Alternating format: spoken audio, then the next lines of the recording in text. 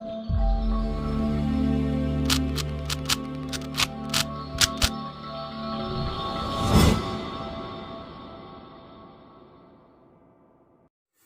दोस्तों, कैसे हैं आप सब। लॉकडाउन की स्थिति और इस कंफ्यूजन के दौर में आप धैर्य से काम लें। कई बच्चों का मेरे पास मैसेज आया कि सर, हम पढ़ने में हमारा ध्यान नहीं लग रहा है। अब स्टडी का हमारा जो तरीका था और जो प्रोसेस था, पूरा शेड्यूल अब बिगड़ चुका है, किस तरह स्टडी करें। तो आप धैर्य पूर्वक, ज्यादा नहीं कम पढ़े लेकिन डेली पढ़ते रहें। पहली बात है ना, अपना शेड्यूल जो है उसको प्रिपेयर करें। पहले अगर आप 8-8 घंटे की क्लास लेते थे तो आपका समय आपको पता नहीं लगता था, लेकिन अभी दिन आपको बहुत बड़ा लगता है। तो आप इतना नहीं बैठ सकते हो तो 2 घंटे या 3 घंटे तो कम से कम अपने आप को बनाए रखें। कई बच्चों का मैसेज था साइंस की क्लास का प्रोवाइड कराएंगे, तो मैं आज से साइंस की क्लास आपको प्रोवाइड करवा रहा हूँ। आज मैं साइंस की क्लास ही लूंगा। और बच्चों, आप किसी तरह की कोई टेंशन ना लें।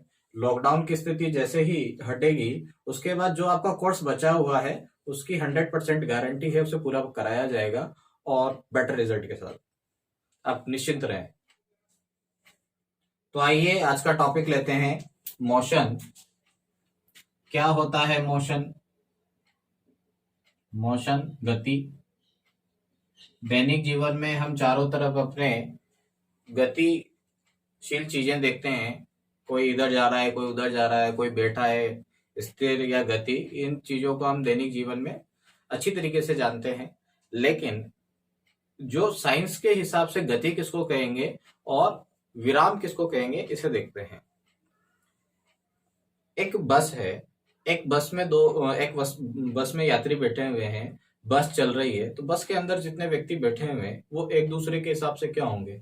स्थिर, विराम अवस्था में। लेकिन एक बस के बाहर कोई व्यक्ति है, प्लेटफॉर्म पे कोई व्यक्ति खड़ा हुआ है और बस जाती हुई दिख रही है, तो जितने भी यात्री बस के अंदर बैठे हुए हैं उसको कैसे लगेगा कि वो गतिशील है? क्या बस गतिशील है? बस के अंदर बस तो गति कर रही है, लेकिन बस के अंदर जो यात्री बैठे हुए हैं, अगर वो एक दूसरे को देखते हैं तो क्या वो गति कर रहे हैं? नहीं।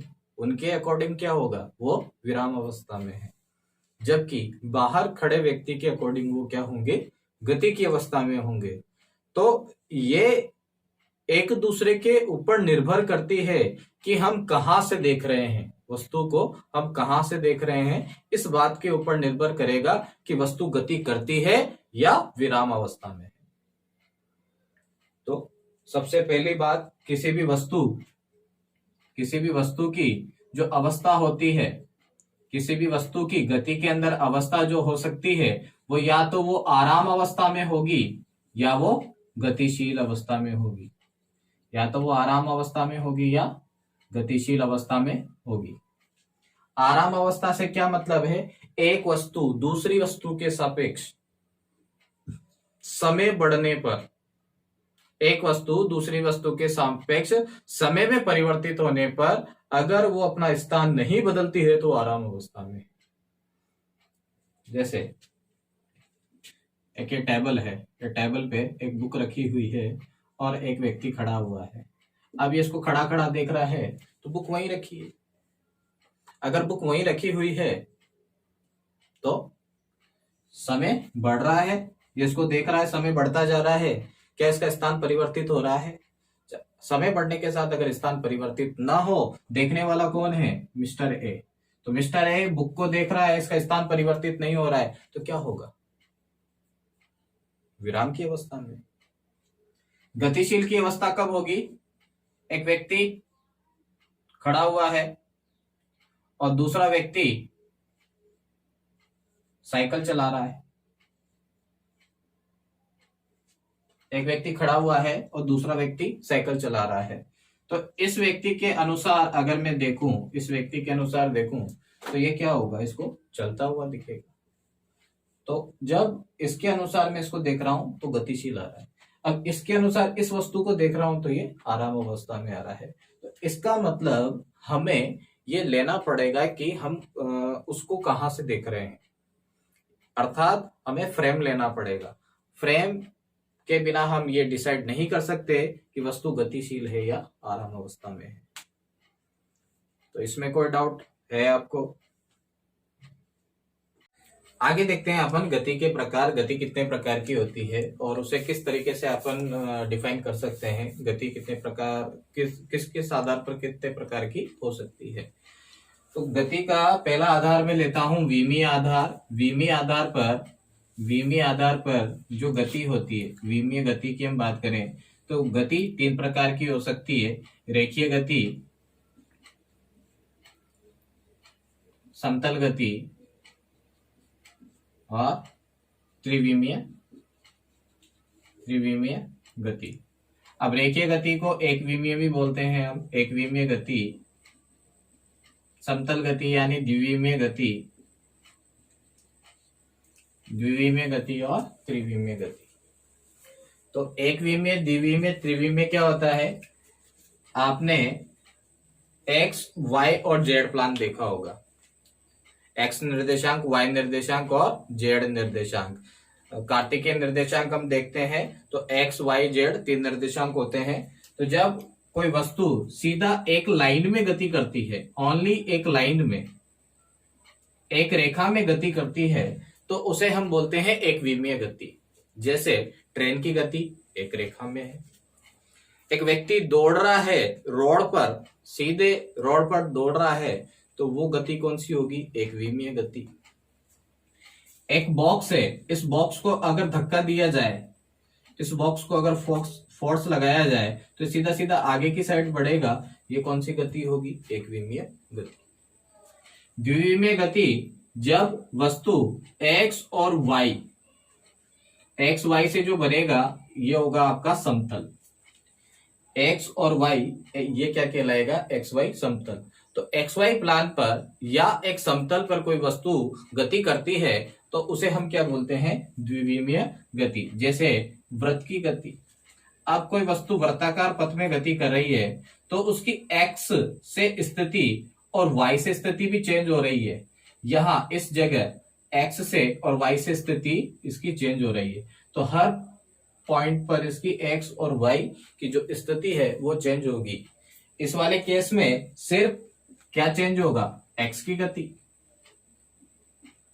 यहां ये ऑब्जेक्ट आगे जाता है तो ओनली एक्स की गति।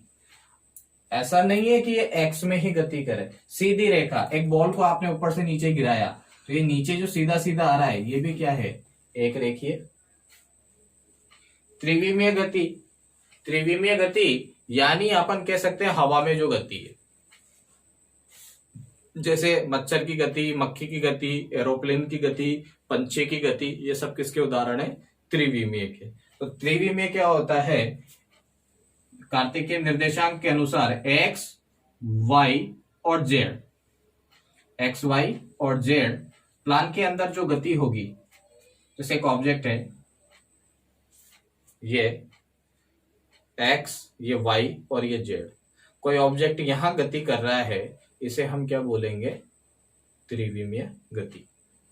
तो इनके उदाहरण क्या क्या हो सकते हैं?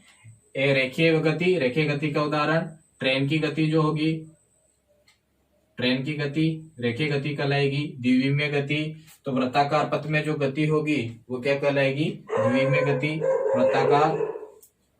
वृत्ताकार पथ में गति। और त्रिविमीय गति के लिए हम बात करें तो मक्खी, मच्छर और एरोप्लेन या वायुयान, इनकी जो गति होगी वो त्रिविमीय गति होगी। कण की स्थिति के आधार पर गति 3 प्रकार की हो सकती है। कण की स्थिति के आधार पर अगर हम देखें तो जो गति है वो 3 प्रकार की हो सकती है। स्थानांतरित, घूर्णन और दोलन गति या कंपन गति। तो आइए जान लेते हैं इनको। स्थानांतरित गति, वस्तु जब एक स्थान से दूसरे स्थान तक जाती है या अपना स्थान परिवर्तित करती है तो ऐसी गति स्थानांतरित गति कहलाएगी। अगर वस्तु एक स्थान से दूसरे स्थान जाती है, अपना स्थान परिवर्तित करती है, तो स्थानांतरित गति कहलाएगी। जैसे ये मार्कर है, अब ये मार्कर आगे की साइड ऐसे मूव कर रहा है, तो पहले ये यहाँ था, धीरे धीरे ये आगे की साइड जा रहा है, तो ये गति क्या कहलाएगी? स्थानांतरित गति। वस्तुएं लगभग अधिकतर वस्तुएं किसका एग्जाम्पल होती हैं? स्थानांतरित गति का। जो भी अपना स्थान चेंज करेगी वो किसका एग्जाम्पल होगा? स्थानांतरित गति का। तो हम खुद मनुष्य भी क्या होता है? स्थानांतरित गति करता है। ऑफिस जाता है, स्कूल जाता है, कहीं भी इधर उधर जाता है, तो एक स्थान से दूसरे स्थान जाता है वो, तो क्या होगा? स्थानांतरित गति का उदाहरण। बॉल, जब आप क्रिकेट खेलते हो तो बॉल को शॉट मारते हो तो बॉल एक स्थान से दूसरे स्थान जाती है। फुटबॉल हम खेलते हैं तो फुटबॉल को किक मारते हैं, फुटबॉल एक स्थान से दूसरे स्थान तक जाती है। जितने भी खिलाड़ी हैं वो भग रहे हैं तो अपनी पोजीशंस चेंज कर रहे हैं। अगर पोजीशंस चेंज होती है तो स्थानांतरित गति का उदाहरण होगा। घूर्णन गति। घूर्णन गति किसी अक्ष के सापेक्ष अगर वस्तु घूमे तो उसे हम घूर्णन गति कहेंगे। जैसे ये एक स्केल है और ये इसकी अक्ष है, इस अक्ष के सापेक्ष अगर ये घूमता है तो इसे हम क्या कहेंगे? घूर्णन गति। जैसे आपका छत का पंखा होता है, इस तरीके से वो घूमता है, तो ये क्या होगा? उसका अक्ष, घूर्णन अक्ष, और इसके चारों ओर वो पंखे की पंखुड़ी घूमती है। कूलर की जो पंखुड़ियां हैं वो भी किसका उदाहरण है? उसकी जो शाफ्ट है, उस शाफ्ट के चारों ओर वो जो पंखुड़ियां घूमती है, किसका उदाहरण होगी? घूर्णन गति का। इसी तरीके से बचपन में हम खेलते थे लट्टू के साथ, तो लट्टू वो रस्सी बांधते थे और उसको चलाते थे, तो एक कील की नोक के चारों ओर उसका रोटेशन क्या कहलाएगा? घूर्णन। कुछ याद हो आपको? इस तरह का होता था एक कील, और इस पे हम रस्सी लपेट देते थे, और इसकी जो गति होती है वो गति क्या कहलाएगी? घूर्णन गति। दोलन। माध्य स्थिति के इर्द गिर्द जो गति होगी उसे दोलन गति कहेंगे। एग्जाम्पल के तौर से समझें तो पेंडुलम की गति। एक पेंडुलम है, इस पेंडुलम एक छड़ है, बॉल को एक रस्सी से बांध लिया। इसकी माध्य स्थिति क्या होगी? बिल्कुल ये सीधा नीचे की साइड डाउनवर्ड।